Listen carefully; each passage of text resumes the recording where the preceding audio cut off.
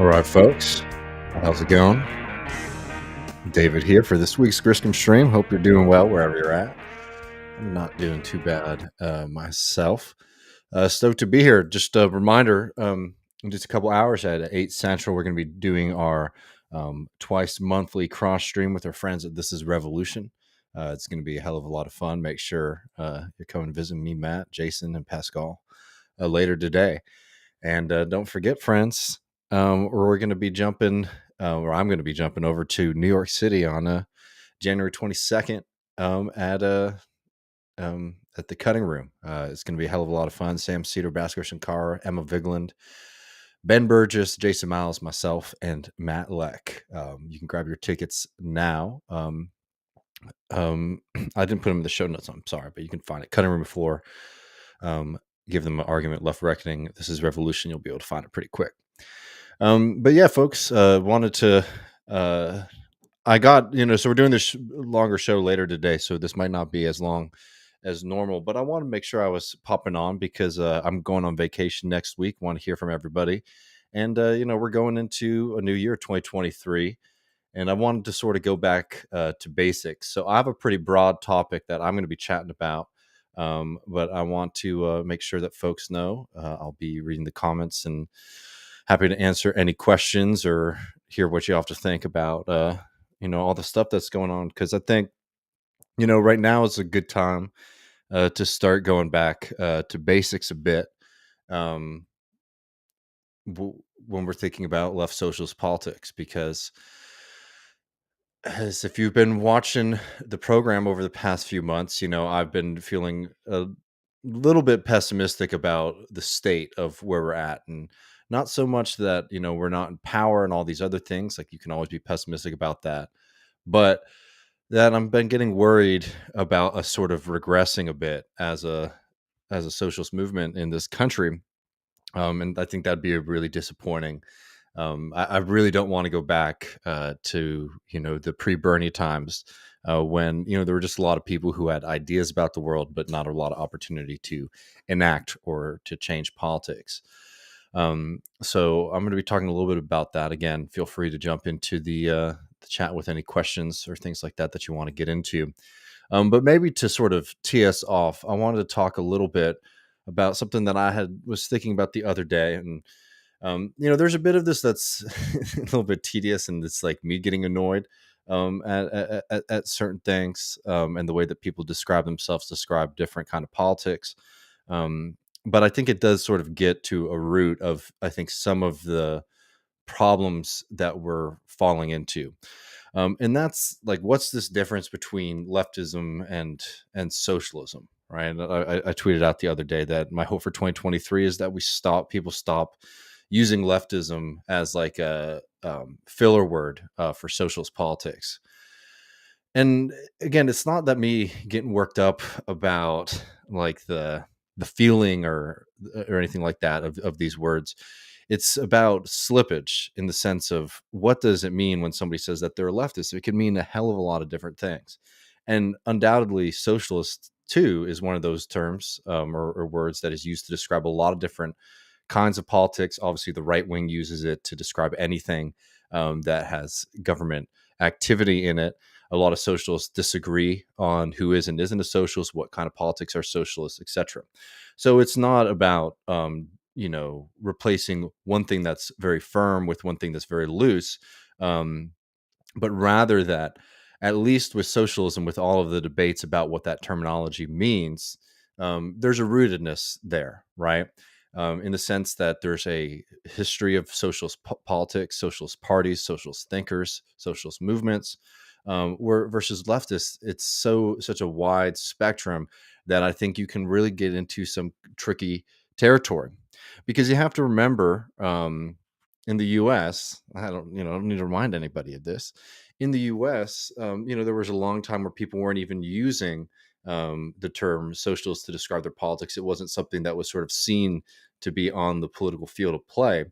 And because of that, because of the fact that I think a lot of people who might consider themselves to be socialists today might have come through a political trajectory or tradition that wasn't necessarily socialist, there's a lot of things that get imported and get brought over into our current politics today. And you're seeing those things start to play out. Maybe to put some meat on this, like there are a lot of traditions out there that have some criticism of capitalism, right? And I think that one thing that has become um, that people have gotten a little bit too comfortable with is thinking that just because something is anti-capitalist, therefore one, it's good, and two, it's sort of proto-socialist, and that's just not true. If you look, for example, the early history of capitalism, there were a lot of hyper-reactionary movements that were quote unquote anti-capitalist because they didn't like the new system, but they wanted to either return to an older system of rights and privilege for the aristocracy, or into a system, a lower mode of production, right? A lower standard of living, back to the land, back to the earth kind of stuff, instead of using what the promise, I think, of socialist politics is, that we have this incredible capacity now to produce the needs of society and in fact surpass them. We should be utilizing that to benefit working people, to benefit the people who create um, all of those goods and services, etc., that allow for this kind of plentiful reality that we have. And I think most people understand one of the weird tensions that we have today is that we produce a hell of a lot of stuff. Um, there is abundance on some levels, but that hasn't meant that people aren't going hungry, that people aren't suffering, and that's because of the system of capitalism, right? And you can be upset about capitalism on like a spiritual level, right? Which some of these reactionaries were upset about it. They, these big machines, these big systems, it seems wrong. And that's a very different kind of critique from a socialist one that says working people are sort of stripped of property, right? This is the whole early history of capitalism, is sort of stripping the masses from their rights to the land, from the rights of the things that they're producing. And then it proletarianizes them, turns them into a class of people who, because they don't own anything, because those rights have been sort of pulled away, then have to sell their labor on the market. And but what the activity that they're engaged in when they're selling their labor is producing incredible amounts of abundance. And the socialist argument is that those people who are doing that production should be the ones who are enjoying the fruits of their labor. And if you expand that out to class politics, it is the working class that does this kind of stuff. And again, this is a very different kind of critique than you get from some of those early kind of reactionary anti-capitalists. Before I go on, I mean, I'll just, because I want to keep this as interactive as possible, I'll read Strom's super chat and appreciate it so much, friends. Says, a commitment to the expropriation of capital and the realization of democratic production for the use economy via the popular mandate, that is a litmus test. That is the litmus test. I mean, these are some of the goals that I think they become obscured for sure in the end game, but even in the analysis today, like, so going back to what I was saying earlier about, a lot of people come from different traditions. You can see it in the way that even a lot of people who call themselves a leftist and sort of present themselves as part of a socialist movement, look at the way that they talk about capital and capitalism, the working class, and like poverty, because so many people, their understanding of politics is that politics is kind of like justice discourse place, right? Where you say there are marginalized groups, there are abused groups, we bring these issues up to the public's attention in the aim of sort of alleviating the suffering of people. And I'm not saying that it is a bad thing, but again, this is a different kind of understanding of reality. Because if you look at like the way a lot of like left liberals or radlibs, however you want to describe them, talk about capitalism, talk about poverty, they use this term classism, right? Which is a very strange way, I think, of conceptualizing the problem of capitalism and the nasty effects that working people go through. There's no doubt about it that being poor in the society, that being working class in the society is difficult, and that there are aspects to that are even separate from like the direct exploitation that happens at the workplace. oh, this person dresses in a certain way, this person eats certain kinds of foods. I mean, liberals for years always used to love to snide at people who eat McDonald's, people who shop at Walmart, all that kind of stuff, right? So of course there's class prejudice in society. But the reason that capitalism exploits working people, it's not because capitalism is biased against working people. It's because it wants to exploit them and profit off of their labor. And if you understand the problem as a problem of attitude, right? Oh, these people don't have enough like care or understanding in their hearts. You're not going to be able to get to the root of the problem, which is accumulation. It is private ownership of the means of production. And to put that very simply, what we're talking about here is we go as working people, we go into a workplace setting, and we use our labor with the material that is provided to us through the institution that we're working for. And it's because under capitalism, the people who own that material are the ones who get to profit off of the labor being done by the other people. That's where all of this exploitation begins. So you see this kind of sloppy way that a lot of leftists talk about capitalism, and this isn't me trying to sit here and say, "Oh, you didn't read the books, you haven't read the texts." I'm trying to school you on these kind of things. It's that one, people should be doing that work because we need to be educated in order to change the system. But two, it creates these kind of strange ways of thinking about politics where instead of understanding the role of socialist politics, or to use the terminology I'm not trying to use, right, leftist politics, is to sort of create more understanding, to change people's attitudes and mindsets and things like that.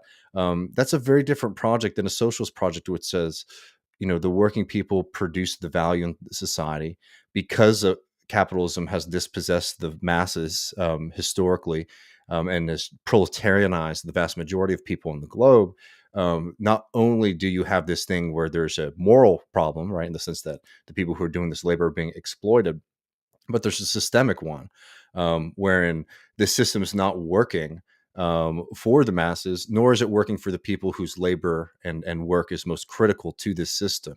So there's a two-sided aspect to it as well, that it's not just these people are being exploited, it's also within them is the promise and the potential of a different kind of world. Um, so you see this also in the ways that people talk about, like, racialized capitalism. I think that the Field Sisters lines on this is the way to go. I think it sums it up really succinctly and perfectly. Is that, a lot of liberals think that, um, you know, American slavery was a system that was designed to produce racism, and but rather that, fuck, I'm messing that up really bad. Let me try that again. A lot of liberals think that slavery was a system that was designed to produce racism, but rather slavery was a system to produce cotton, right? And racism was a necessary side effect or after effect of that. It was a necessary ideological component to be able to utilize that kind of brutal labor system on the national international scale. So again, it's not that caring about these things is a problem. It's that a lot of the ways that, like, liberals, and I'm going to say leftists here, because I think if you use those interchangeably, fine. But I think the fact that a lot of people use those interchangeably, it sort of creates this opportunity where we don't even know how we're addressing ourselves and addressing each other.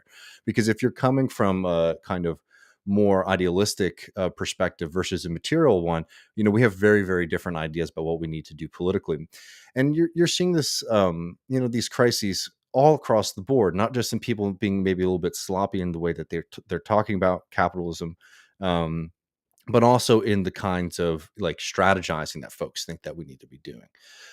Because anyone who understands their socialist history and their socialist theory has to get that, one of the fundamental promises is not just that because the world is um, cruel and messed up, and we can make a compelling narrative about what groups are being abused, that's going to be a motivating factor just in and of itself in politics, as if we're just sort of, praying and hoping that, a just God will recognize the sins of the society and will encourage their warriors, in society, strike down this evil to rid the land of sin. Socialist perspective says there is a actual fundamental critical nature of these groups of people. A lot of times people think that Marxists and socialists think that working people are the most exploited people or the worst off people in society. That's not true. That's not why socialists are so focused on class politics. It's not that the proletariat, working class people, are necessarily the most exploited, or as a class are all exploited in the exact same way or at the exact same levels. It's that this exploitation is the engine of this system, um, and that because so many people are exploited by the system, there's a lot of political promise in the idea that by utilizing and building class consciousness in society, you can build a political coalition that is able to be victorious.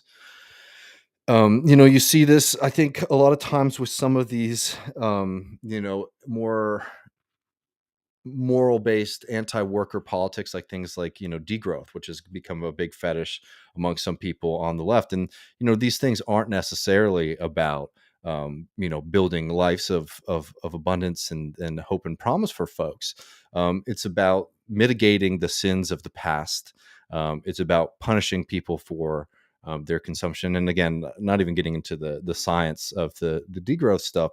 The philosophy behind it is that industrial society inherently is bad. Not that industrial society is being set up to benefit a few. It's that inherently it's bad, even if it were to be utilized to eradicate hunger, even if we're being utilized to improve the lives and living standards of the many. That would be a bad thing in and of itself. And look, on the degrowth stuff, they would all say, well, no, that's not what we're saying. What we're saying is we could live nice, simple lives, and then we would have, less need to be in the rat race and to pursue things. But if you eventually start pushing, if you eventually start investigating, sooner or later, you'll get them to the point where they're going to have to say, yeah, I think that standards of living need to decline for certain parts of the working class. And that's just that's a kind of philosophy, a kind of politics, again, that comes out of something that's not a material politics, but it's very much, in my opinion, a moralistic one, right? It's about good and evil versus material reality, because there's plenty of things that we could be using, technologies and techniques that we could be utilizing to continue increasing living standards for the billions of people on this planet. I think it's a good thing that living standards are rising, that people aren't dying in childbirth, that people are living to see their 18th birthday, that we're able to see now things like 8 billion people on the planet. There are groups on the left who think that higher population is a bad thing, and this is where it starts to get into this anti-human stuff. Um, but let's see. I want to make sure I'm keeping up with everybody. Gray Jungle says the left needs some wins. I totally agree. Any win bad. Legal, cultural, important or not, the left is in dire need of something to celebrate and refocus. Ideological atrophy is a real thing. I agree with that. And also, this is why, like, you have to be able to engage with the politics as they are in front of you, in the sense that, like, some of the projects that we've seen post Bernie Sanders on the left, they haven't all been explicitly socialist. They haven't all been explicitly revolutionary. They haven't all been, here's a roadmap to building a workers' party in this country, things that I desperately think we need to be doing. But it's also important to note that we have to be able to have both minimum and maximum goals, right? There's things that we can fight for immediately in front of us that aren't necessarily going to upend the system, but these are things that you can build off of.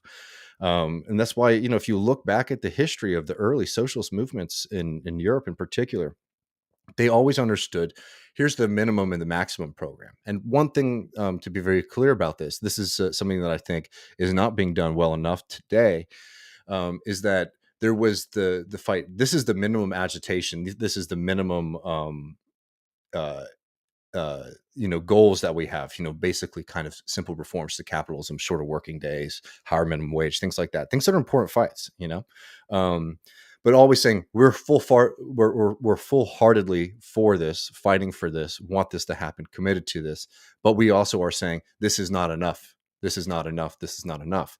And being able to have two things on, in front of us, both like that minimum horizon, here's some things that we could achieve in this year, and that long term horizon, this is what we have to do to be able to make sure that these reforms don't get pulled back, that we can improve people's life in a much more significant way, and that we can start building some form of working people's democracy.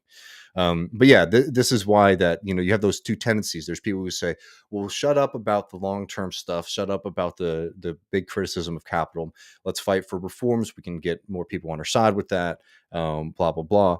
That's a wrong perspective. But the other perspective that you see from people is like, real ultras. People are like, I'm the real leftist, I'm the real socialist, I'm the real Marxist. I'm not going to engage in politics because I don't see any of these avenues as being particularly like pure in themselves. And that's, again, is a wrong reaction. If you're seeing particularly things that are happening organically within working class movements in this country, demands, mobilizations, and if you're a socialist, if you don't think that your role and your job should be to be deeply involved with participating and fighting with and moving the class into a stronger understanding of itself as a class. I'm talking about working people in this country, thinking about themselves as part of the working class, helping people recognize their power, their mobilization, building organizations. Like, if you don't think that that's important work to be doing, even if we're not, the first thing on the calling card isn't the overthrow of the capitalist system, I think that you've been making a huge theoretical mistake.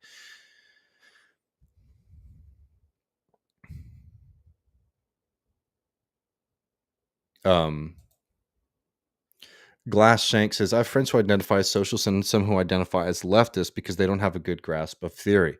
How would you suggest addressing that concern for people who may not? Well, again, like the point, let me just be very clear about this, because I want to make sure that I'm not getting misunderstood. I don't think that people who are identifying themselves as leftists are necessarily like bad. What I'm saying is that I see this. This is even more of like a criticism of me and other people who have been socialists for a while, who have some ability to sort of reach out to folks. What you see is that all these people, a lot of people, they get inspired by Bernie Sanders movement. They like things like Medicare for all. They don't like people like Jeff Bezos. They want to do something about it. And yeah, the world's very complicated and confusing. There's a lot of information out there. Do you want to wholeheartedly identify with an idea or an ideology that you don't understand? I don't judge anybody for that. In fact, I think that's preferable than a lot of other people who start calling themselves radicals or Marxists or socialists, who don't understand what any of those things mean, because they end up doing a lot of um, a lot of harm down the line, because they start defining these things as whatever like the actual politics of that person is. To help somebody understand socialism, I do think that reading early texts like the Communist Manifesto is a really easy thing to do. It feels a little fun, it's a little subversive. It's 40 minutes, it takes about 40 minutes to read. It's not a long one at all. You can do it in an afternoon.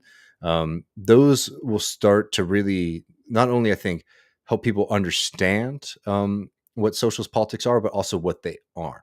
'Cause, for example, a lot of people think Marx is just like the most liberal. Again, Marxism comes out of liberalism, despite what a lot of people have sort of seen Marx's criticism of liberalism as that Marx is inherently like an anti-liberal, in the sense that like he thinks that what was being promised by liberalism um, was bad.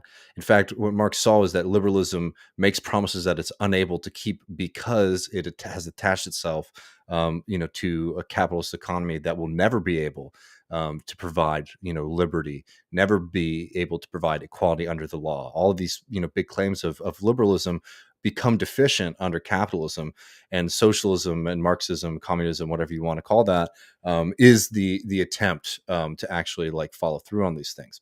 But liberalism as a way of sort of identifying players in society, a way of understanding politics, was something that Marx found to just be inherently deficient. So I think sometimes reading some of those texts can be really helpful in clearing things up, so that people can actually make a decision if they agree with that or not. I think one thing that socialists, I think, need to really be more confident and comfortable with is starting to talk on collective basis, like starting to think about like a pitch about socialism that like maybe you wouldn't be as familiar with. A lot of times people talk on the individual level. I think talking on the class level, say helping people recognize, you are a member of this historical class, one that exists today and has existed before you. And that gives you power, as much as it also means that your labor and your parents' labor, etc., has been exploited for a long time.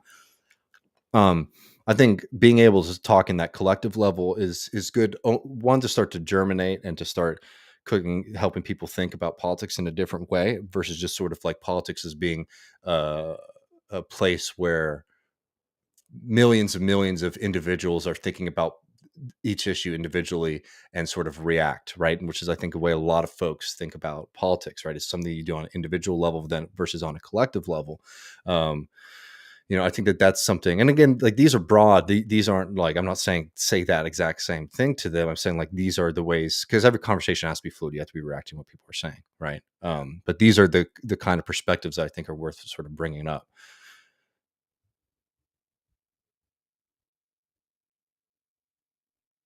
um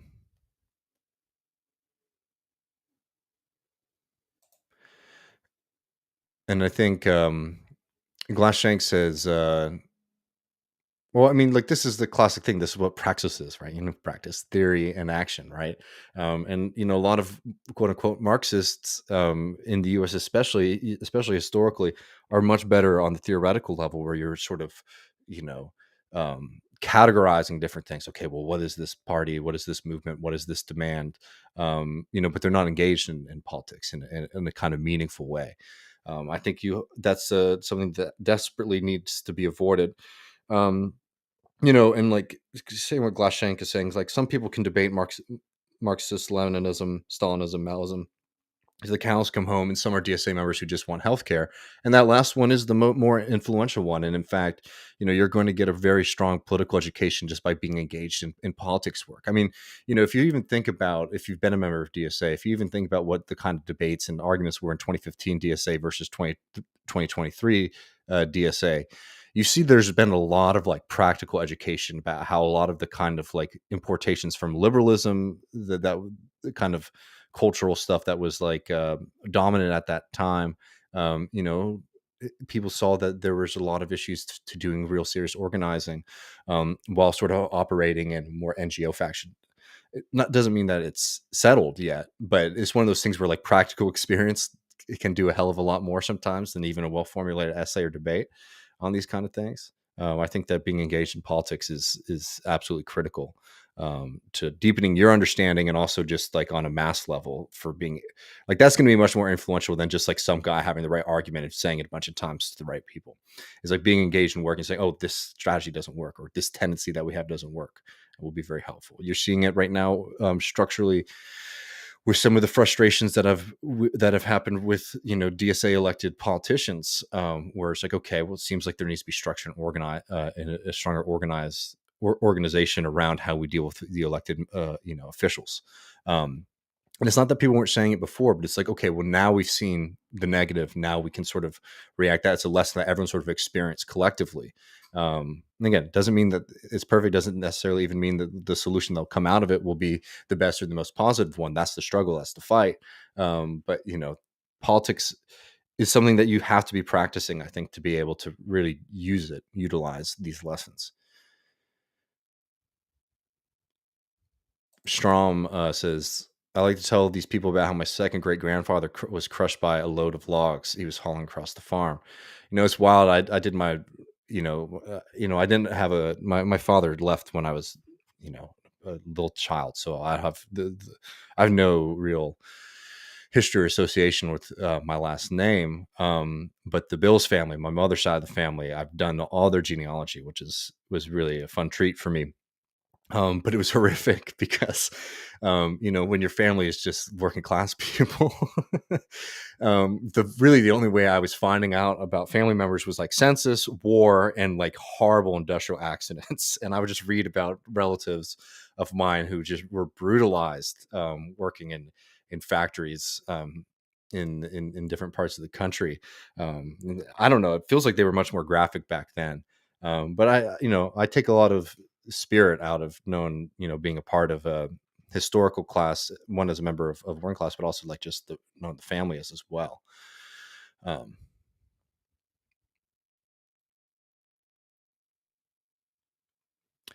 KC says,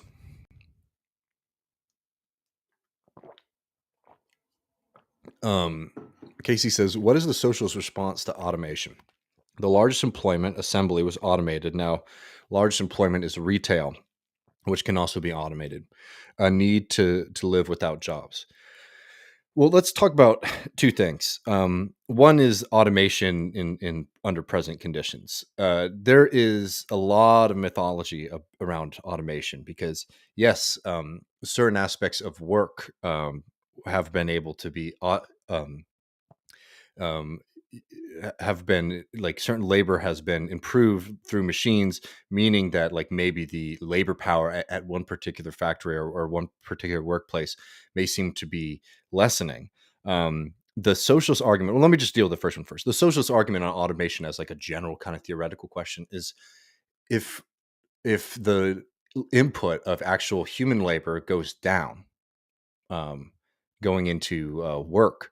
Like if the amount of human labor that is necessary to produce a certain amount of goods goes down, well, that should be a good thing, right? Shouldn't it be something that we should be celebrating, right? If we have to work less, isn't that a good thing? Not under capitalism. Under capitalism, when your labor becomes more and more efficient, your life gets worse, because the capitalist takes the proceeds of all of that, and they put it in their pocket, and you end up having to fight against more and more workers for fewer and fewer jobs, right? That's the kind of classic understanding of automation, and that's what happens under capitalism. Under socialism, well, if a job that took 8 hours to do to produce a certain amount of goods on the other side is something that only takes 2 hours because technology has got to a point where we can produce more with less labor, um, that should be something that should be returned to working people. Hell yeah, your work day just went from 8 hours to 2 hours, or whatever you want to example you want to do with that. It should be something that is being met with more leisure time and less work time, but it's because of capitalism, because of the system that we have, is that all of these benefits of technology, all of these benefits of industrialization, all of these benefits of the furthering of human knowledge to become better and better at the things that we do, it creates this perverse relationship, to this human process of discovery, of efficiency, of growing our capacity, where automation becomes something bad instead of something good. So that's a fundamental tension, that I think you can really relieve, from a socialist perspective, which is like, yeah, well, if it's getting easier to do certain kinds of work, that means that people should be able to work less and not see their standard of living decline, as happens under capitalism, because capitalists don't invest, in these processes because they're not profitable. They want to see these things because it means they make more money off of less input. And a social system would be taking those profits or those proceeds from that kind of work and giving them to the working people, the people who are actually doing that kind of work, instead of creating a perverse thing where things become more efficient, things become better, and it actually creates a crisis for working people. But on automation as like a historical phenomenon in America, I'm going to tell you right now, that's a lot of that is smoke and mirrors. What ended up happening, particularly with um, you know, heavy manufacturing in the United States, for example, is not that machines took all those jobs. It's that capitalism, being a global system, meant that capital became much better at moving, globally, where it could find cheaper and cheaper and cheaper labor. So automation is the kind of smokescreen to hide the exploitation of workers somewhere else.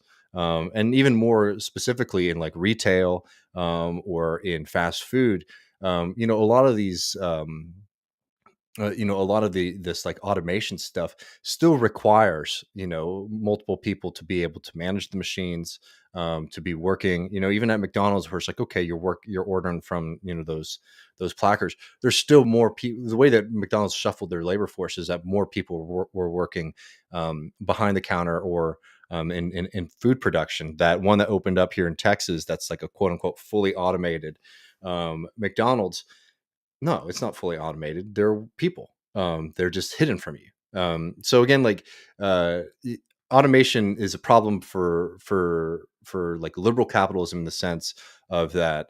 As efficiency is increased, capital always wants to make more and more money, and it's not a system that's going to be distributing or make letting people work less for the same or more than they were previously. So it creates this crisis, but also, I think it's also critical to remember that a lot of the kind of narrative around technology, around automation, that's like, oh, this is the cause of of these crises, instead of deliberate political and economic decisions by those at the top, creates this thing where it can be a fetish, right? So instead of it's that GM and Ford started offshoring certain parts of their production, and then started only putting together the final bits of production in the States, or whatever technology you want to utilize for that example. Instead of saying, oh, they were just looking for cheaper and cheaper and cheaper labor, so they were offshoring as much as possible so that they could make more money. Instead of it being that, it's like, oh well, it's just the unending march of progress. It's these machines, it's technology, it's this kind of almost spiritual force that is demanding that we do this, instead of it being something that is a deliberate choice by people who live at the top of the society.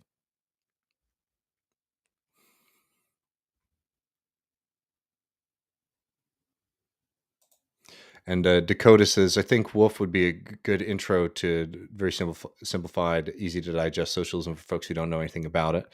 I think so. Um, and Dakota also says, Brett had from Rev Left, who we're big fans of, we've had on the show, um, had a great debunking of the idea of Marxism as a religion. I like that very much. I'll check that out. Send it to me if I'm sure I'll be able to find it, but it's always nicer when y'all send me stuff. Well,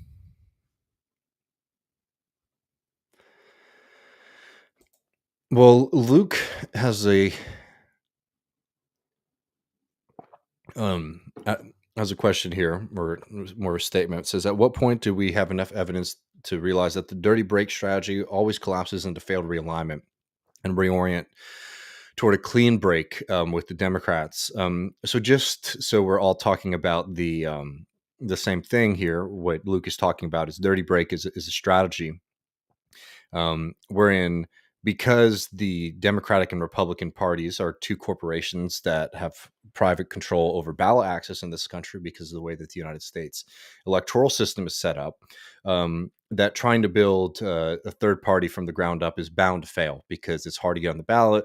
It's difficult to get access to media. It's difficult to get trust in voting communities, because people just sort of reflexively go one way or the other. That you're going to need to participate within, the most typically the way this argument is made, within the Democratic Party, in order to build a base. That then, once you have a base, okay, here are the politicians. People know their names. People know this movement. People know this idea.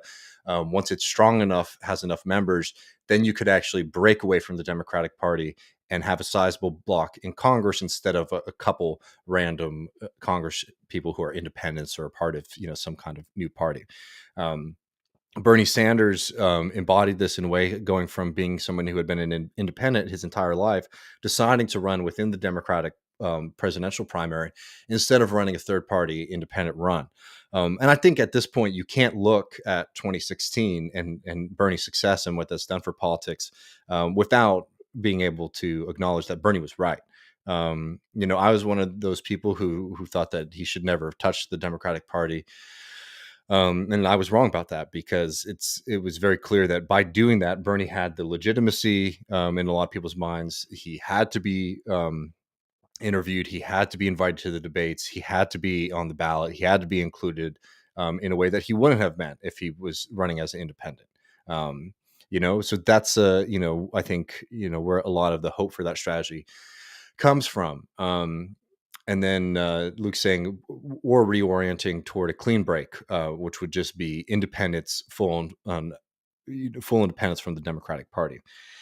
And I'm going to tell you right now, I don't find the strength of the democratic socialist movement in this country to be strong enough that you can really seriously be advocating for third party um, politics at this point. I think that that's the goal. Just because that's I think the reality doesn't mean that what's been happening right now has been the best way or the correct way to do it. I've said from the get-go, I think people get really holy about the Democratic Party, and understandably, historically, holy in the sense of like you can't touch it or lest your soul be filled with sin. Um, Understandably, the common quip on the left has been in the U.S. for years is that the Democratic parties where social movements go to die, and you've seen it time and time again where social movements become sort of incorporated within the Democratic Party and they wither out. You've seen it to a certain extent with the way that there was an embracing of the George Floyd protest by some members of the Democratic Party with very little to show for what that it's actually been able to achieve, right? So we know what the Democratic Party is. Um, but just because you know what the Pelosi's and the Schumers and the Bidens and the Obamas are going to do, I think doesn't mean that we shouldn't feel comfortable with utilizing these tools to our advantage where it's advantageous to us. But I think that you have to be doing a couple things at once. I think that it really needs to be clear that any person who is a member of a DSA or these kind of movements should be making the point that I'm a very different animal than the rest of the members of the party. And I don't think that's being done right now. You see like every once in a while AOC or somebody like that will sort of criticize the leadership, but it's not strong and it's not clear, I think, to the general public that there's a vast difference there. And I think when we're specifically talking about these kind of more famous congressional Democratic Socialist endorsed candidates, I think that it's really critical to understand that like this was the crisis we're in right now is like a crisis of early success in the sense that a small movement that was very mobilized and motivated after Bernie Sanders' 2016 run had enormous success in being able to elect people against pretty entrenched candidates. AOC beating Crowley was huge. And I think a lot of people didn't expect those to be successful. So then you sort of have people who get a lot of success early on, a lot of notoriety early on, and there hasn't been, the strategizing or the groundwork that would be necessary, I think, to really build a more militant base for this kind of thing. So, no, I'm sorry. I'm just like I know this pisses people off, but I don't think that Um, a dirty break strategy is something that has been refuted, but I do think it's very clear and has been as was clear from 2020. I mean, from like 2019, like right after AOC got elected, that this is very deficient in a lot of ways, and I think that's where like a lot of our work needs to be focused on right now because it needs to be clear, I think, to people out there in the public that a democratic socialist politics is something that is fundamentally different from Democratic Party politics. It needs to be more militant. It needs to be more critical. It needs to like, if you're saying that like in the short term that like we shouldn't be running a third party,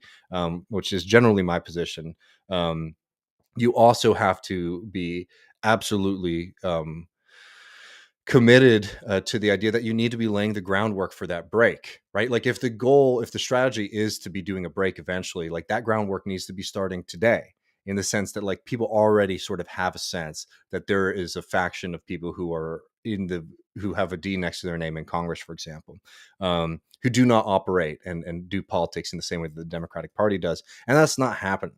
And it hasn't been strong. And I think that these things, again, come more out of the fact that the strategy going in and the development of that strategy wasn't strong enough, and the organizing that would be necessary to have politicians who are more responsive and attached to the base of these movements.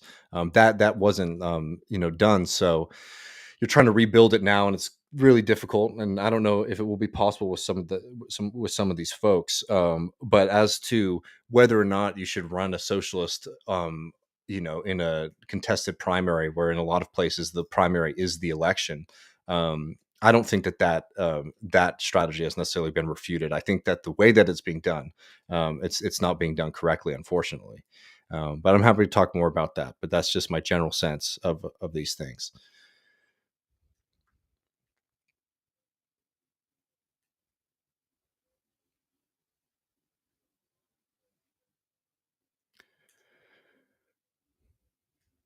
Okay, I'm a little bit behind everybody, so I want to make sure I'm not missing everyone. Our friend, congressional baseball fan, has a good point here.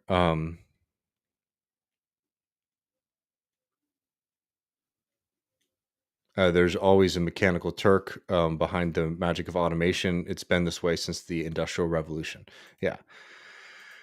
Leshin says, "What about the freedom of choice to not go to higher education? Those machines are very complicated to maintain. What happens to high school graduates? Doubt McDonald's waiter can fix it." Well, I mean, just talking about the McDonald's example, what's not that everyone working at McDonald's is, um, you know, college graduate who has, high level trained skills in that kind of technical sense.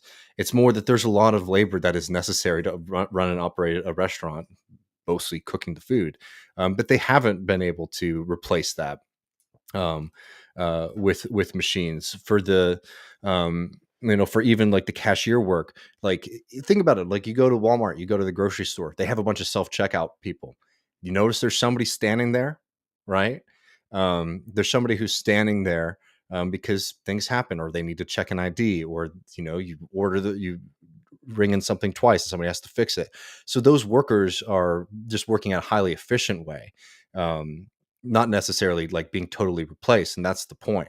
That the automation discourse oftentimes, um, makes it seem like work and workers are disappearing, rather than what's happening is that workers are working at a higher capacity right now, and they're not seeing the benefits in their working day from that.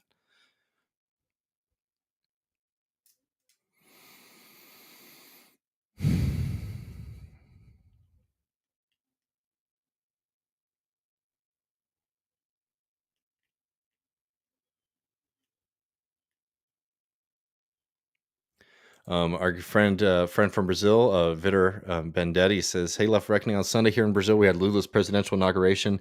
It was very emotional. I mean, I was emotional watching it. It's very exciting. I think Ben Burgess had a really nice um, Ben Burgess had a really nice piece in Jacobin, sort of writing about how important it was for the globe and also for people like me and Ben. A very sweet moment to be able to remember our friend. We're going to have Brian Muir on the program on Tuesday to talk about the inauguration and what the early days of Lula's presidency are going to be like. So don't think we have been ignoring y'all. I was thinking about trying to get Brian on for the Tuesday show, and it's like, I want that dude to be able to have a couple beers and relax on Monday morning, versus trying to get him into the Left Reckoning studio. So we decided to wait a week before we asked him to come on. And Rachel, I would love this. Rachel says, "Should I try to make it a live show in Manhattan on the 22nd? I can't decide. I think you damn well should. I mean, we'd love to see you. It's really nice to get everyone together. It's going to be, a nice reunion, and so many folks from people who are Majority Report listeners and Jacobin readers. I mean, there's gonna be a lot of different folks there, so it's always nice to see folks in person. I'd love it if you came." Albert says, and I appreciate the super chat, says, "I recently got a corporate job with General Motors out of college. The amount of disdain for workers, the UAW railroad workers, is terrible. Advice on being a leftist in these settings." Thanks, Griscom. Man, I mean, what you can do, I don't know what your position is, where you're at. I mean, I think being able to show, um, real solidarity with folks, maybe being in touch and in communication with those workers who are being so maligned would be helpful if you can help people understand what's going on in corporate. If that's like a kind of very real way, material way you could show solidarity. But yeah, I mean, so much of that stuff has to rely on dehumanization too, right? If you're working in corporate office, you're sometimes far away from where all that work is actually being done. So it makes it easier to think about these people as inputs and numbers on a screen instead of human beings. But appreciate the chat, and let us know if there's anything we should be covering.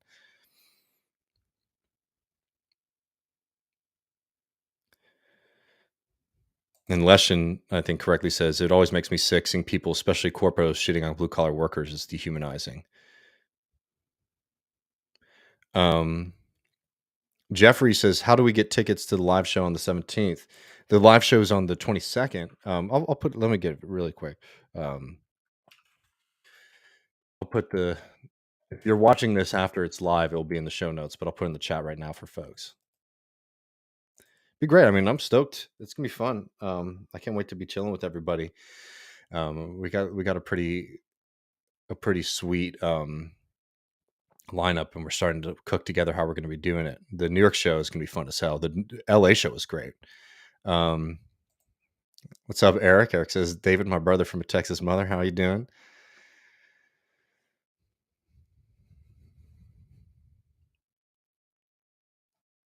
Yeah, Sune, I just did. It's in the bottom of the chat now, folks.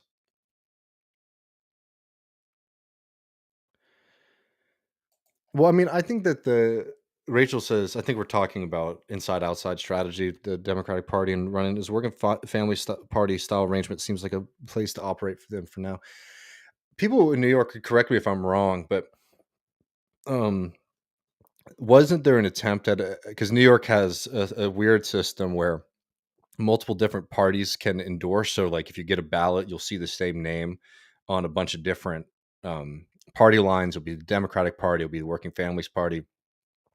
I'm pretty sure Jabari Brisport had a socialist um, had a socialist ballot line that they were encouraging people to vote for. I don't know how much has come out of that, but I think that on that level, if you're in a place where you could vote for somebody on a different ballot line, I think that's a very nice thing. But obviously, that's um, particular to where you're at.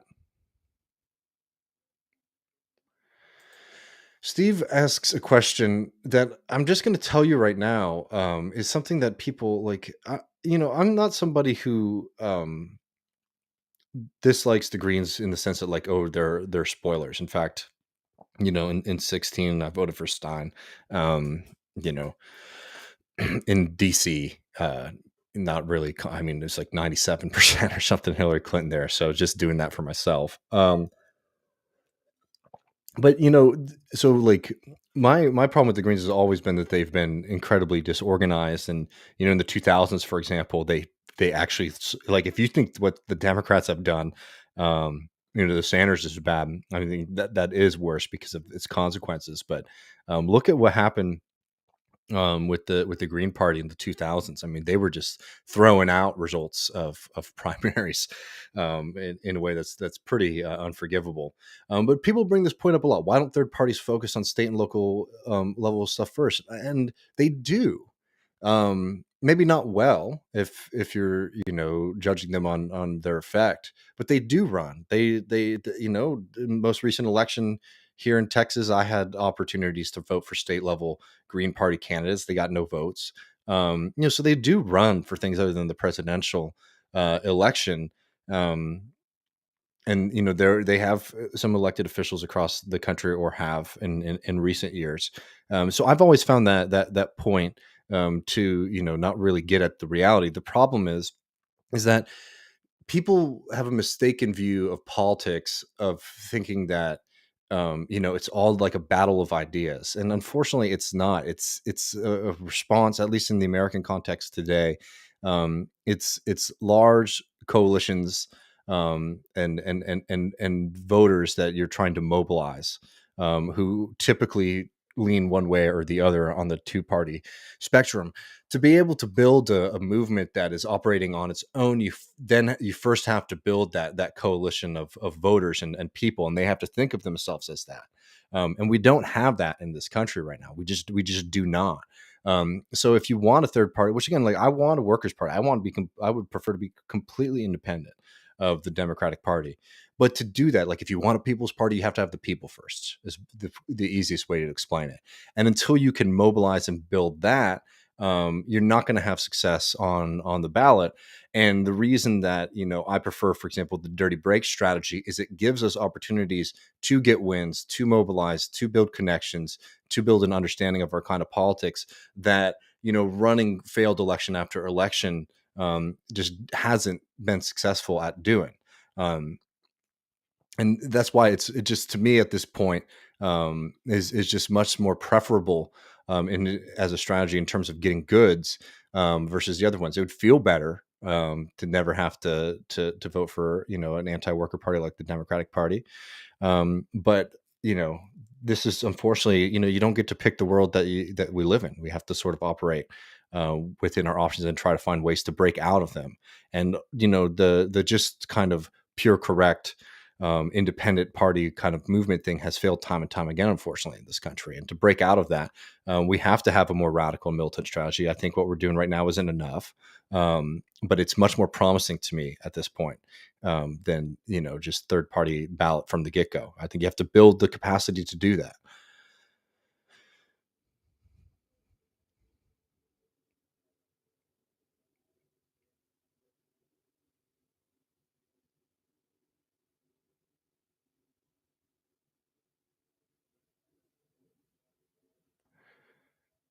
Um, I'm sorry. So I'll put it in again, the chat. But here's the link to come see the live show in New York City. I'm sorry. I usually put, it's in the, just saying, I put a lot of info in. I literally just didn't do it this time, but I usually put all that info in the show notes, and I'll make sure to do that after this. Um, okay. I'll respond to this too. Luke says, can you weigh in on the recent claim that the hard right ranch in the system happening right now is evidence that the squad could have forced the vote a couple years ago?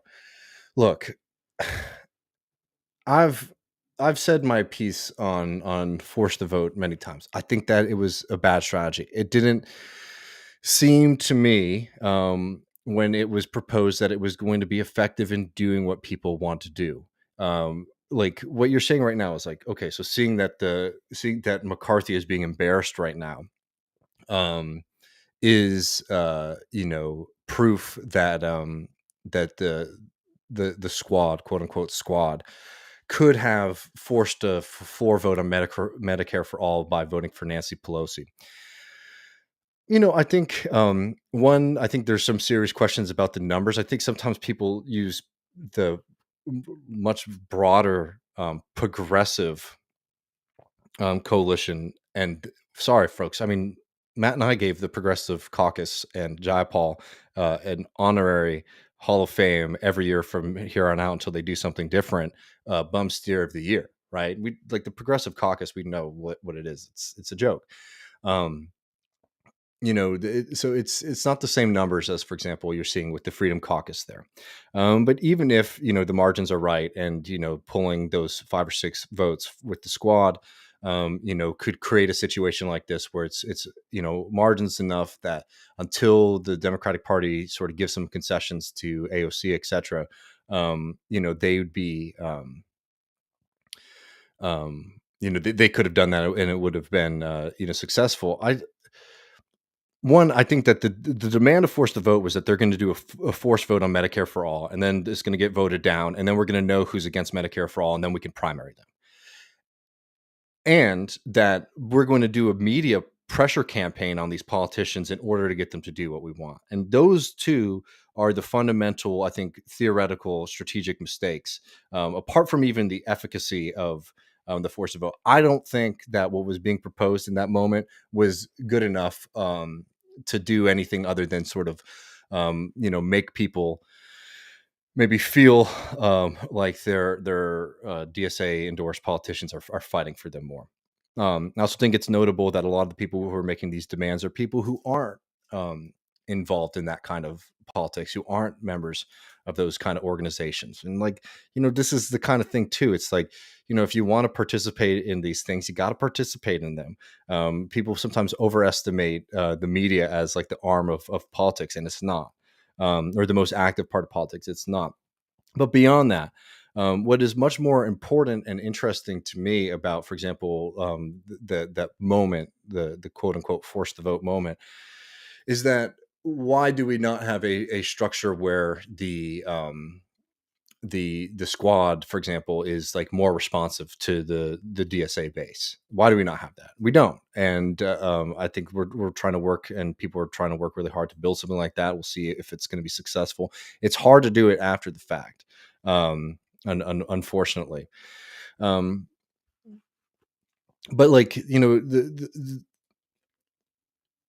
what I really didn't like about the force the vote thing is, one, I think that the demand was wrong. I just didn't see that as like I want those people to be much more militant than they are. They haven't been. And I think for example, I think that the railroad strike vote was way worse than any kind of perceived thing about them not taking an opportunity that some people thought that they had that could have maybe moved the ball forward on some things. Again, I'm very doubtful that it would have been successful,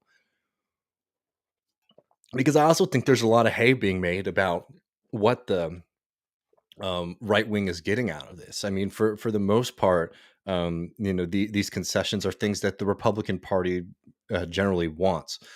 Two, the Republican Party is a different beast than the Democratic Party. Republican Party voters do not like Kevin McCarthy very much. Democratic Party voters as a whole did like Nancy Pelosi in those figures a lot more than that. And I'm not worked up about how Democratic Party voters think about us necessarily right now. I think, as I was saying earlier, I think that we have to be more militant. I think it has to be clear that we're fighting for something different, that the Democrats make promises but they're not going to follow through on those kind of things. But the fundamental thing about the force to vote thing was, one, that I thought it was bad strategy, and two, that its analysis was simply this: do politicians have the will to do something, or do they not? Right. So instead of thinking about politics on a material structural level, what is the power of the working class? How organized are we? How many voters do we have? How coordinated are we? Are we building bottom up movements, or are we building top down movements? Are we building movements that ideas, strategies, and concepts are being generated amongst the membership and then being carried out by leadership in the sense of elected officials? Or are we sort of following elected officials and sort of hoping that they're going to um, do the right thing? We're very much in more of a top-down system than a bottom-up one, and the question being, why is that? And I think a lot of the force the vote stuff is solely based on, do these people want to fight for us? Do these people have the will to fight for us? Do they have the balls and the guts to do what they need to do, or not? And that's just not a good way to think about politics. Um, if you're serious about building socialist politics, if you're serious about winning, you have to understand that this entire movement strength is in our numbers, not just in the sense of it being electoral, in the sense of like, oh, we have this many votes or whatever, but the fact that you have people in labor, you have people in politics, you have people in media, you have people all over who are able to work in unison as a collective, as a movement, to be able to achieve certain things, right? And the force the vote thing makes the same kind of mistake that a lot of liberals do, about thinking about politics as a kind of individual activity instead of something that is fundamentally collective. And if you're talking about a collective, if you're talking about building on a politics that incorporates a whole lot of people, the only way you can do that is through structure. The only way you can do that is through organization. Because if it is individuals, we're all going to go different ways, right? We all have different identities. We all have different ideas. You have to have a place where these things are being debated and they're being deliberated and they're being brought into play. The force of vote thing, again, I still think it's a bad idea, but let's just say for a second that it is a good idea. Is the movement that we want one where some people who do media criticism stuff come up with an idea and then they do a media pressure campaign on politicians in order to sort of hope that they do the right thing? That's going to fail every time. in the same way that the railroad strike thing, failed. It didn't matter how many eviscerating criticisms were coming out of the media. The fact is that the individual members of Congress are acting as individuals, not as a cohesive unit in any sense of the imagination. So the demand and the idea that they were going to be able to operate in unity, in unison, was just already like that work hadn't been done before. So it was always going to fail. And for me, at this point, I'm just bored and tired of talking about the strategic legitimacy of that strategy. I'm much more interested in saying, if we want to be able to do things like that, if we want to have the capacity to be able to do things like that, what kind of organization, what kind of structures would we need to build and have in place in order to do that? And nobody talks about that. It's all this bullshit about who's right and who's wrong. And you can see why it is such a media creation on both sides, right? It's who made the right call, who made the bad call. And for me, I'm just so fucking done with that part, that kind of stuff in politics. It's like, this stuff is serious for me. It's not a game. I was born into poverty in this country. My family's still working. I'm still working. I don't make very much money doing this kind of stuff. I have to do other work, right? This is still this fight for me. And there's people who they get to make their life, and I'm not even trying to say people are being grifters or anything like that. I'm saying there are different levels of stakes for people. Some people are involved in politics in the sense of like, I want to be right and I want to make the right calls. Some people are involved in politics and criticism and all these kind of things because I want these movements to be stronger and I want to start seeing us win.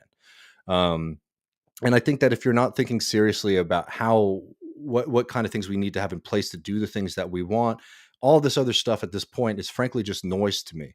Um, if you're not engaged in real significant strategic discussions, if you're not trying to engage yourself with movements as they are flawed or whatever, it's just noise. And that might be interesting for some folks, but just not interesting to me anymore.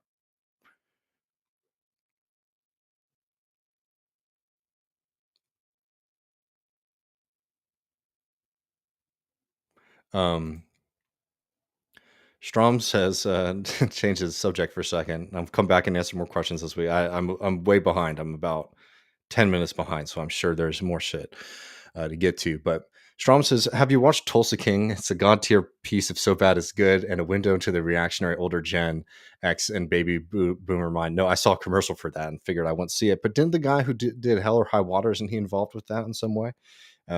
I thought Hell or High Water was awesome, but I haven't seen much of the other work, and I've heard that it's not super good.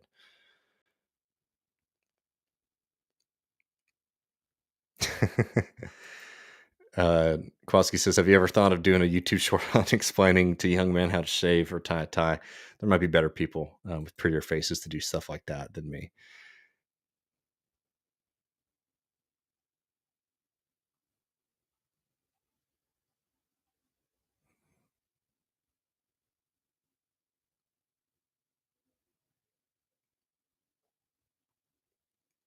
Okay, I'm coming down. I'm behind, so I'm trying to make sure I'm not missing any questions. Um, Steve says, I'm from Texas too, and it seems like left wing folks only concentrate on districts around Austin, ignoring the Houston inner loop and South Dallas. I mean, there's some stuff happening in Houston, and I know our friends in North Texas, DSA, the Dallas area, have been doing good work. I mean, I think there's a lot of national media attention on Austin. I mean, like even the Texas Observer. I don't know if y'all read that.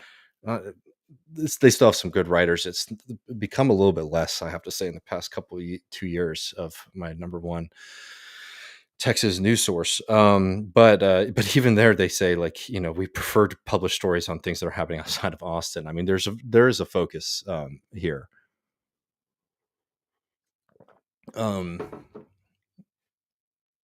but there's a lot of work that needs to be done all across the state, and I would like to see. I think that there's a lot of really great stuff happening in Houston DSA. I mean, they got some important people elected into the judiciary. They've been doing important work there, and in Dallas as well. So it's not there's been an absence, but I think there's a certain lack of attention that's paid to those kind of things.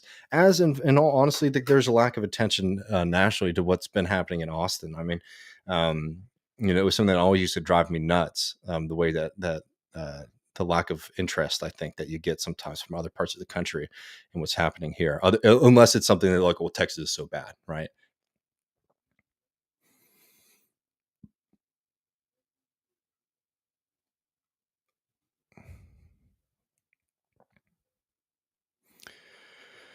Um, Steve says, I think it's delusional that after forced to vote, AOC would go on MSNBC and win over all the libs.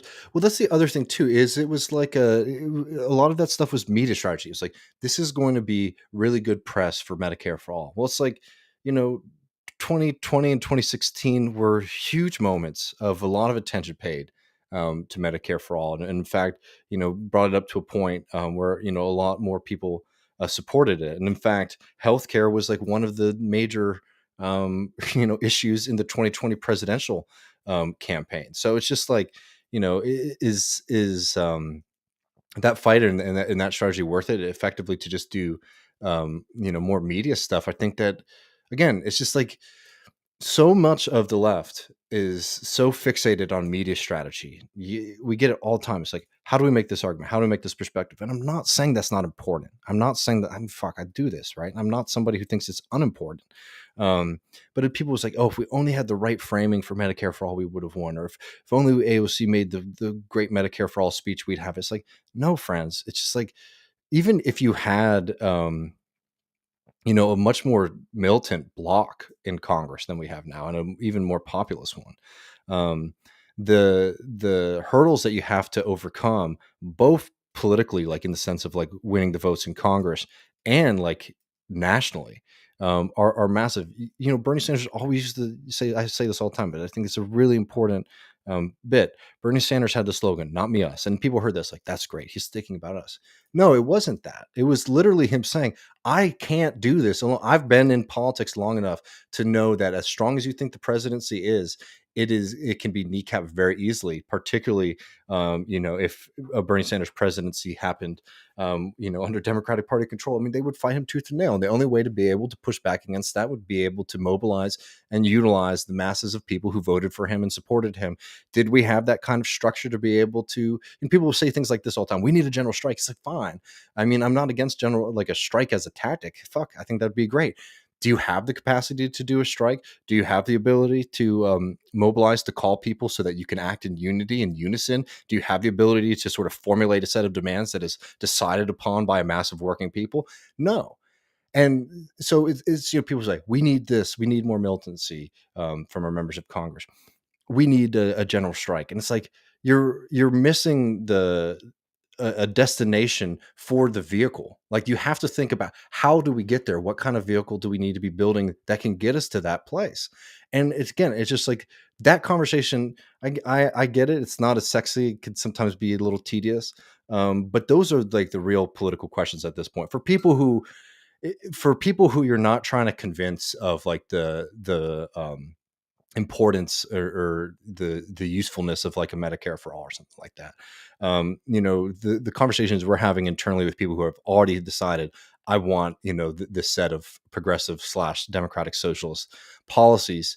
So much of it is still like we're just convincing each other over and over and over again that Medicare for all is good. We're convincing people over and over ourselves over and over and over and over again that a higher minimum wage is good. I'm not saying don't engage in those conversations, but that's like the conversation almost solely. And it's never, how do we build something that can utilize this? It's just, I want to argue about the reactionary policy versus the good policy. And again, you see that this is why we're spinning in circles, because that was really beneficial in 2016 and was beneficial to a certain extent as well in 2020, when there was still all this introduction happening, when we were sort of putting these things on the national scale. But you see that we haven't developed outside of that kind of space where a lot of people learned about how to engage in politics. A lot of people, that's where they engage in politics, was surrounded around a Bernie Sanders presidential campaign.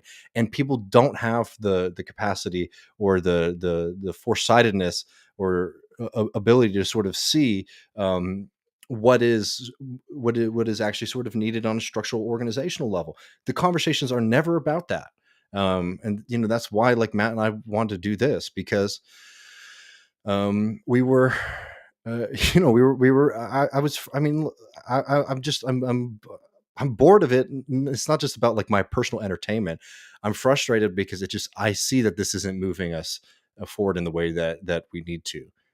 People always talk about the left is always infighting, but it's like, what are we really fighting about at this point that seems to be more like material or has like weight behind it? We're finding a lot of ways to have grudges against each other, to fight with one another, no doubt about it. It's classic.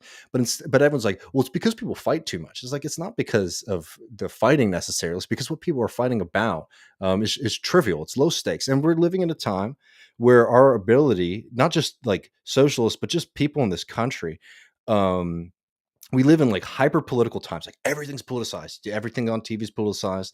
Culture's politicized. You're getting in fights, debating politics with your family members. This is like something very different from the kind of quote unquote post politics era of Clinton, Bush, and even the early Obama years, right, where politics was sort of settled.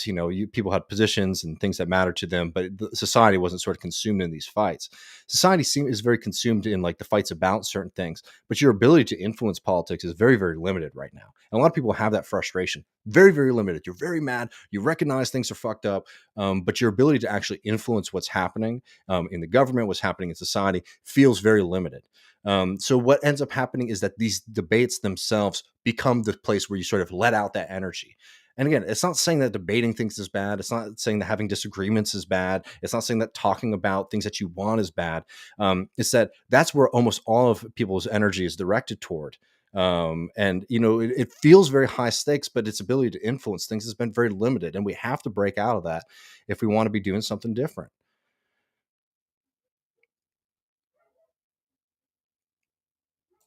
Our friend Tommy says a live show in the Pacific Northwest. Come to Seattle, Portland.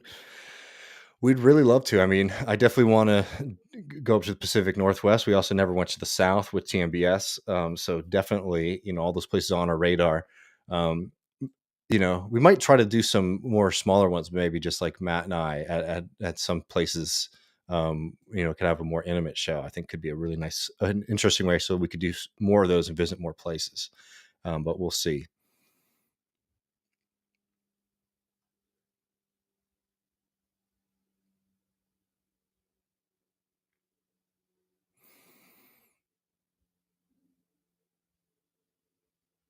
Antonio says, the real work that needs to be done is uniting the parties with existing unions more closely, ideologically influencing and being influenced by the membership. And that will take a long time. Yeah. Well, it's also, you have to remember too, is that it's not as if we have like a vibrant, union movement in this country. Union membership is historically at, some of the lowest rates it's ever been. So double work of uniting those things with socialist movements, etc., and revitalizing them. Rachel says the railroad strike goose was cooked before it came to vote. I mean, that's why Biden put it up. That it was Congress was always going to shut it down, which I think is why the votes of people to go along with breaking the strike is sort of unforgivable, because that is a moment where you can sort of have um, a very clear delineation between liberal politicians and democratic socialist ones.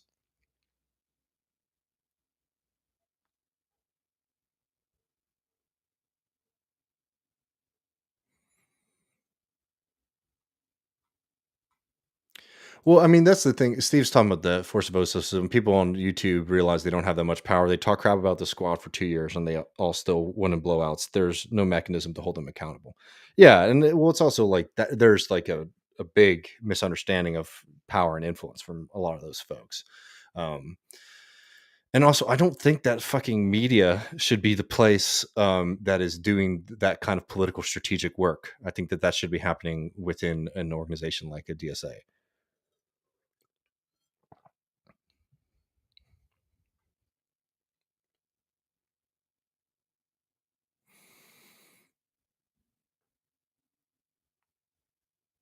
Um, Great suggestion here from Jules. Doc on the Battle of Blair Mountain is worth watching. I highly suggest that as well.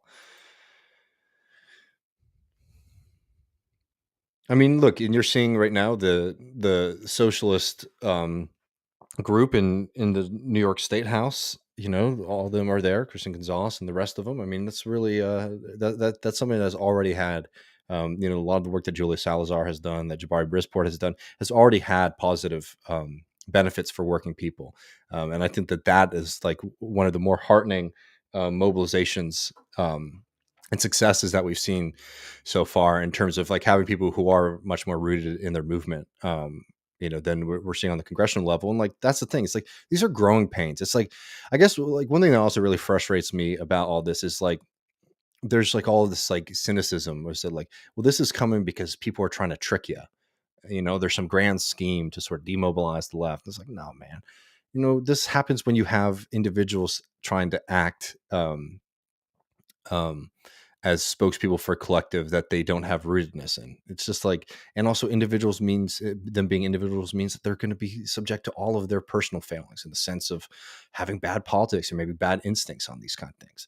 We have to mitigate that by having people being more representative, more embodiment of a political movement that is able to debate, think collectively on these things versus sort of hoping that some people at the top could sort of come to the right realization.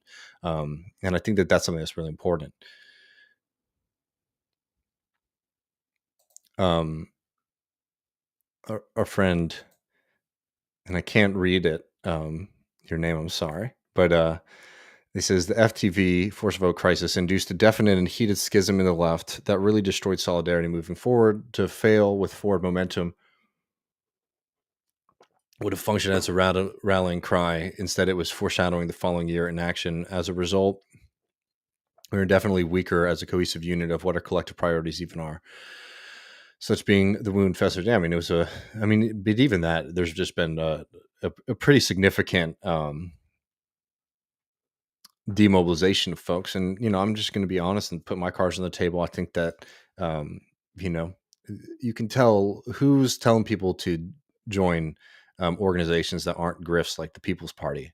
Um, as to who might be the ones who are worth listening to right now. But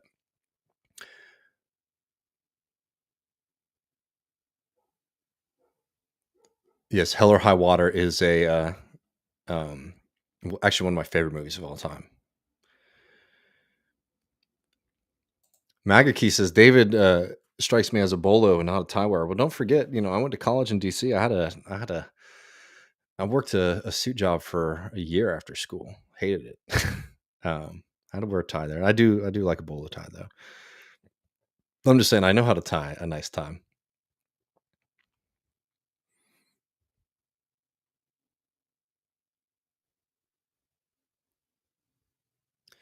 Um, all right, let's see. Joshua Bellman says, "What's your take on Arch Manning? What take can you have other than I'm excited for Texas? I mean, it's good to be able to get top recruits.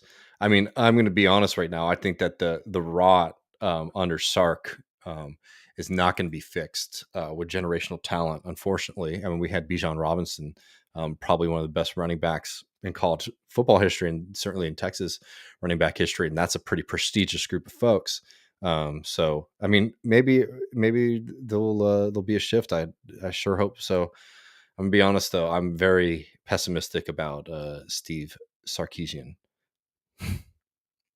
which sucks.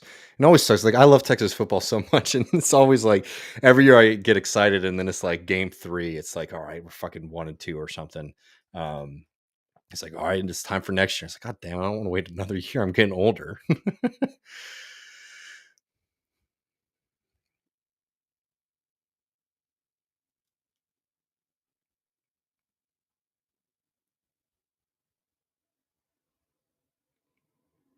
um Zane has a question that I'll touch on. I think I've been wanting to do a big Confederacy and Legacy of the Confederacy episode, and I still have different formulations of the thoughts. I mean, like, Texas has a Confederate legacy. It's a dark one. People hold on to that kind of thing.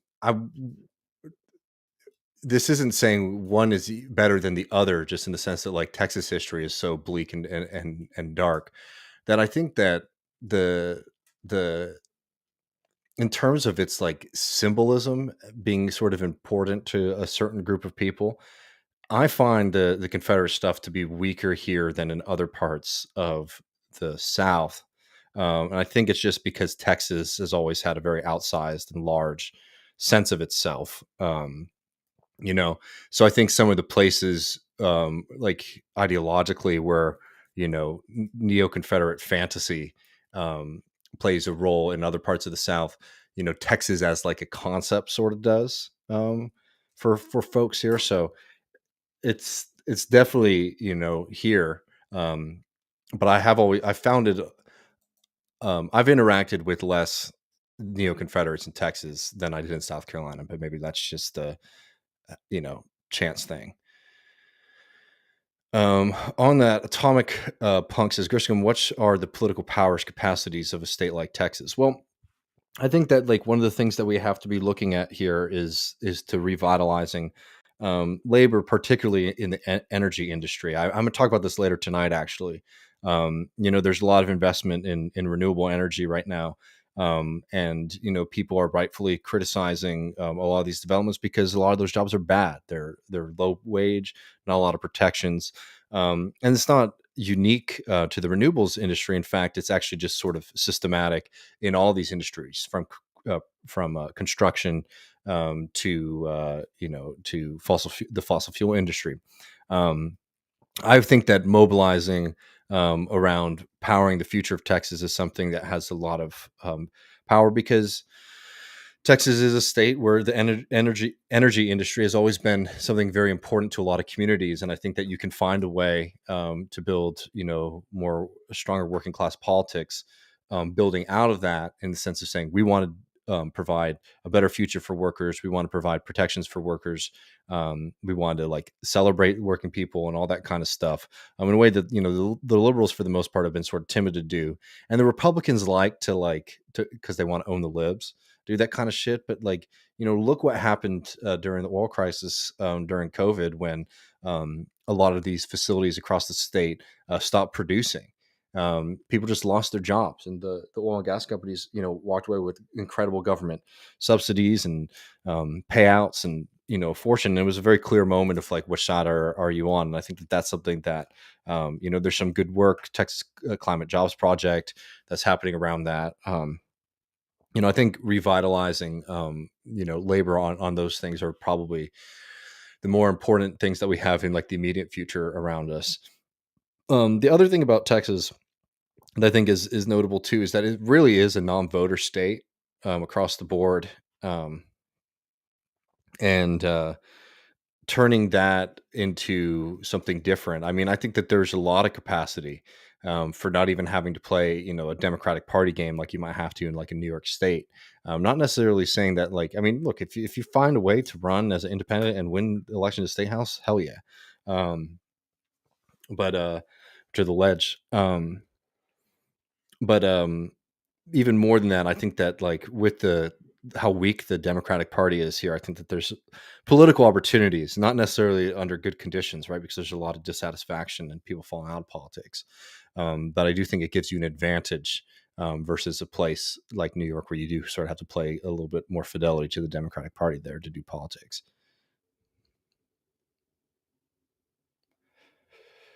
Okay, I'm way behind. I'm going to be going on in just a little while, so I'm going to try to make sure I get to the bottom and can read a couple more of these, but I might have to do them a little more rapid fire. I love doing these. It's always great when we can chat, and there's a lot of good questions. I hope it's as fun for y'all as it is for me. Um, Hello World has a great suggestion here. It says, any thoughts on Why Socialism by Albert Einstein? I think that's a phenomenal essay. That was published in the Monthly Review, weren't it? Um, Originally, right? I highly suggest that essay. Going back to a question asked like a while ago, that's probably an even better text to maybe start somebody off with thinking about these things. I don't know the LaSalle thing in New York. I've been seeing a little bit about it, Rachel. So I wouldn't be able to tell you, but it seems pretty wild.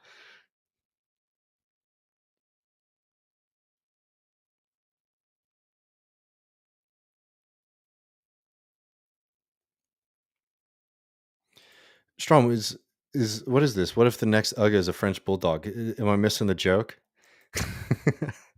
I explain it to me. I'm missing that.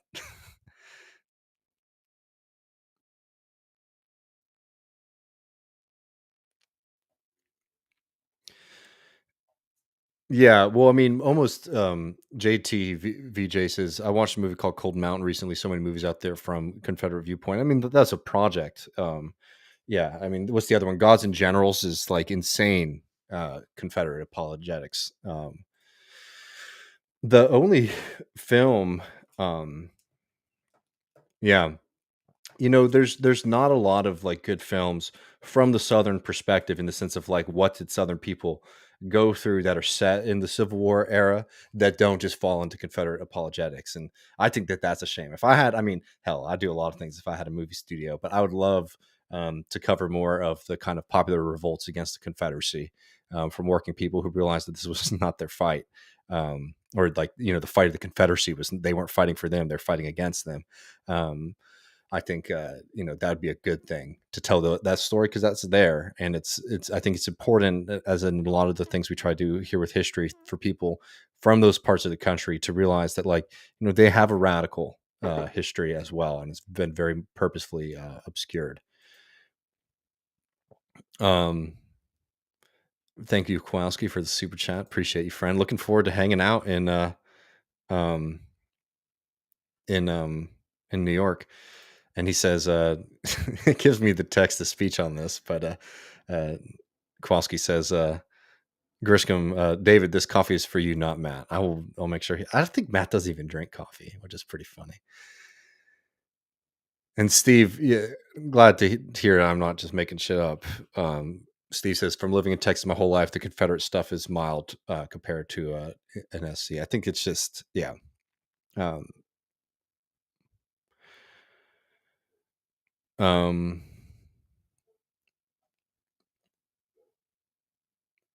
What what's the Elton John song about being a Confederate? I mean, I know the night they drove old Dixie down. Um, I don't know the Elton John song. I mean, the '60s had a lot of that shit going on.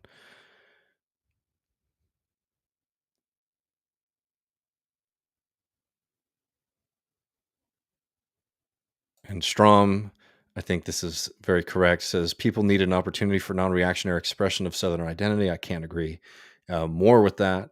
Um, Hopefully, we can build that.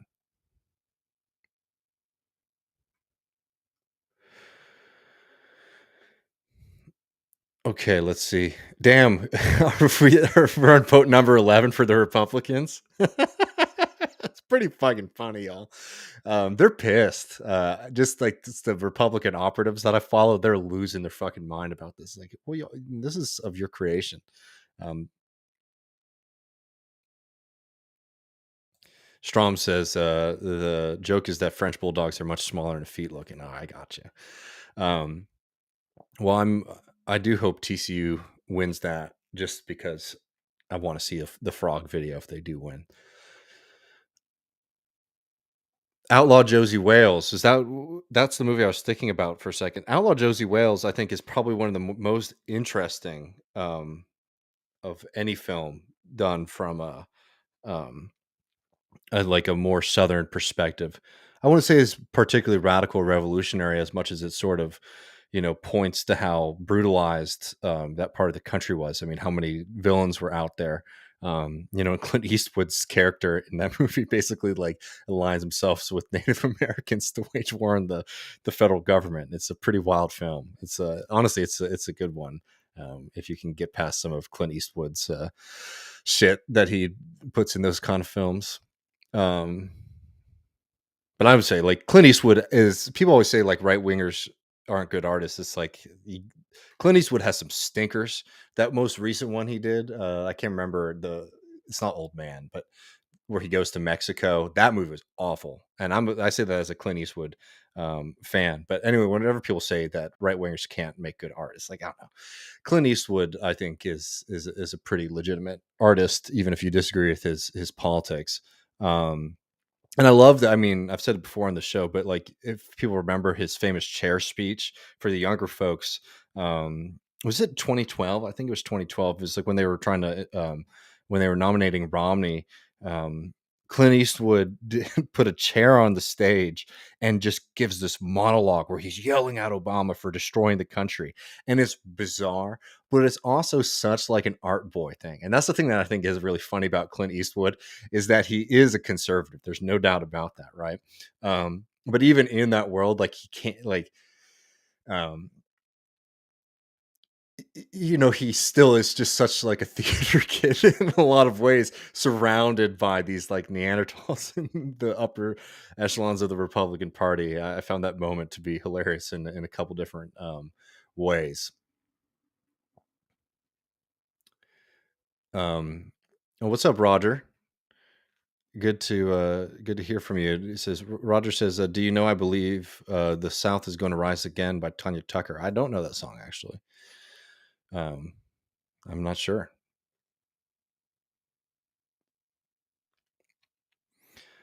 Um, Well, the thing is, like, pot legalization is popular everywhere. It's the Republicans don't want to do it, and like in Texas, I think it's really fucked because Texans like people want legal marijuana in this state. That's like it's not really a question, and in fact, like you've seen even some like Republican openness to it. So everyone's like, "Oh, maybe it's going to happen," but you have to understand two things about Texas politics to sort of go. And I hope this is not the case. I'd like to see legal marijuana here, but the two reasons I think it's very unlikely. I feel like it's probably going to have to happen at the federal level before it happens at the state level in Texas. Is one, even if there is more popular support here, Texas is not a state where popular opinion means jack shit. You look at everything from abortion to gun laws in the state. What gets legislated is completely out of step with the people because the Republicans basically have virtual control of the state and they have no real Democratic Party opposition. So they can do whatever they want. And they're more interested in sort of riling up. They're more radical and right wing based. That's where the politics is. That's where the danger is for them. But even dropping that, you have to remember that Texas is a state that has a lot of wealth, but it's been set up and gutted over the past couple decades of Republican solo rule, where a lot of these small towns, localities don't have very much money. And particularly in West Texas, there's a lot of places that are really famous for being places where you're going to get caught for having marijuana as you're driving through. They catch people and they search your car for marijuana. They give you a big fine. And that money gets used to basically fund localities out there. So there's a lot of like conservative like a spoil system for drug arrests in that part of the state. So there's less it's less popular with those politicians. And lastly, the reason that's probably unlikely is even if it seems like something that it might be like sneak through or squeak through, you gotta remember that Texas, and this is a horrible thing, I think it's very funny. It's like these are the kind of peculiar things that make me love Texas even when it's dysfunctional, is that we're like, a massive state with a lot of people, a lot of industry, a lot of shit happening here, but our ledge gets together every 2 years. And the window where the ledge is actually voting on things is an incredibly short window. So the opportunity to get things passed is really limited. Even like the shit Republicans want to do, they oftentimes can't get it in to the legislative season. So it's like you have a lot of factors going against this, like the possibility of some of the Republicans wanting to maintain the spoil system, the fact that it might be a squeaker, and the fact that you know it might, even if you had the numbers, the votes, it might be hard to get onto the floor for a vote. It's just I mean, it's just wild. Texas is 34 million people, and we have a legislature that barely meets. It's really crazy.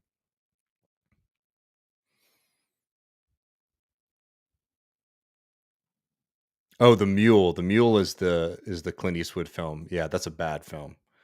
It was awful. Again, I'm saying as somebody who reads um I mean, who likes a lot of Clint Eastwood movies, even if I disagree with the politics. That was just a bad film. All right. Um, I might try to get to the bottom before I go, folks.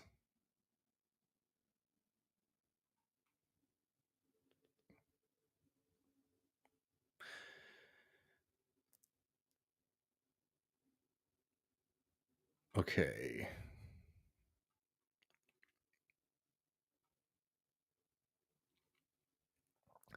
Okay, folks. I think I'm gonna run. Oh shit, yeah, we've been going for a while. I mean, happy to do it, but I got to run because I'm doing a show in 2 hours, 8 p.m. with our friends at This Is Revolution, and me and Matt will be hanging out. I'm gonna be talking a little bit more about um, some of these important things that are happening with renewable energy and the labor struggle there. 8 Central, you'll be on this channel. Don't have to go anywhere to see it. January 22nd at the Cutting Room in New York City. Just put a link in the chat. Grab your tickets. Come see us. Me, Matt Leck, Ben Burgess, Sam Cedar, Emma Vigland, and Baskar Shankar. It's going to be a hell of a lot of fun. Appreciate you all so much. And we'll have some videos up over the next couple days. I think we're going to be talking with Max Berger. I hope I'm saying his name right. For the Sunday episode this week, I'm pretty sure, talking a little bit more about this FTX scandal and the political donations and all that stuff going around. So take care, everyone. I'll see y'all in just a couple hours.